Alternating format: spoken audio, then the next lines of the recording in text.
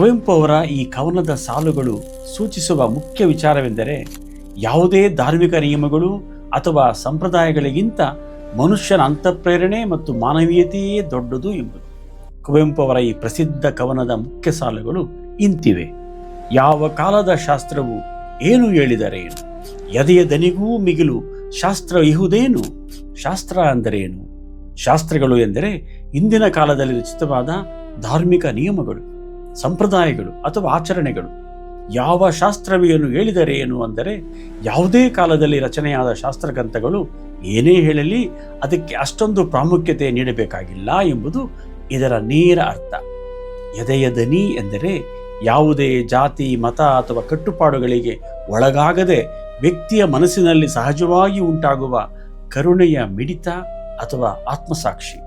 ಜಾತಿ, ಮತ, ಸಂಪ್ರದಾಯಗಳಿಗೆ ಸಂಬಂಧಿಸಿದ ಕಟ್ಟುಪಾಡುಗಳಿಗಿಂತ ಪ್ರೀತಿ, ಕರುಣೆ, ಸಹಬಾಳ್ವೆ ಮತ್ತು ನಮ್ಮ ಸ್ವಂತ ಮನಸ್ಸಿನ ಕರೆ ಅಂದರೆ ಆತ್ಮಸಾಕ್ಷಿ ಹೆಚ್ಚು ಮುಖ್ಯವಾದುದು.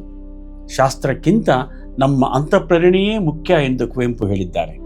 ಪ್ರೀತಿ, ಕರುಣೆ, ಸಾಮರಸ್ಯದಿಂದ ಬದುಕುವುದೇ ನಿಜವಾದ ಧರ್ಮ ಮತ್ತು ಕರ್ತವ್ಯ.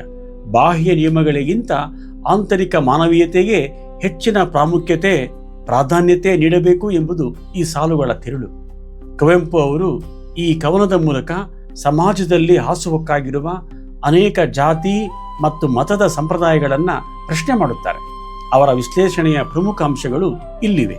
ಕುವೆಂಪು ಅವರ ಪ್ರಕಾರ ಶಾಸ್ತ್ರಗಳು ಕಾಲಕ್ಕೆ ತಕ್ಕಂತೆ ಬದಲಾಗಬಹುದು. ಹಿಂದೆ ಋಷಿಗಳು ರಚಿಸಿದ ಶಾಸ್ತ್ರಗಳು ಅವರ ಕಾಲಕ್ಕೆ ಮಾತ್ರ ಸರಿ ಇದ್ದಿರಬಹುದು. ಆದರೆ ಹೃದಯದ ದನಿ ಮತ್ತು ಮಾನವೀಯತೆಯ ಮೌಲ್ಯಗಳು ಅವು ಮಾತ್ರ ಶಾಶ್ವತವಾದವು.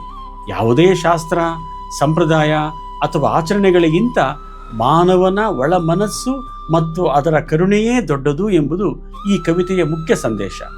ಇದಕ್ಕೆ ಕುವೆಂಪು ಅವರು ಪ್ರಬಲವಾದ ಉದಾಹರಣೆಗಳನ್ನು ನೀಡುತ್ತಾರೆ.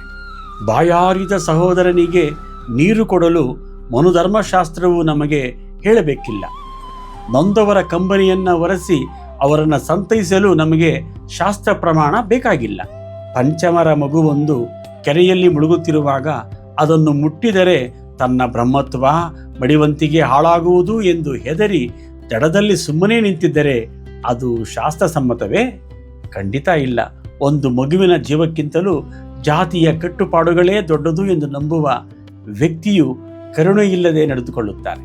ಈ ಉದಾಹರಣೆಗಳು ಕರುಣೆಯಿಲ್ಲದ ಕ್ರೂರತನದ ನಡವಳಿಕೆಗೆ ಕಾರಣವಾದ ಜಾತಿ ಕಟ್ಟುಪಾಡುಗಳಿಂದ ಕೂಡಿರುವ ಶಾಸ್ತ್ರದ ಕಟ್ಟಳೆಗಳನ್ನು ತಿರಸ್ಕರಿಸಬೇಕು ಎಂಬ ಇಂಗಿತವನ್ನು ಸೂಚಿಸುತ್ತದೆ. ಕುವೆಂಪು ಅವರು ಹಿಂದಿನ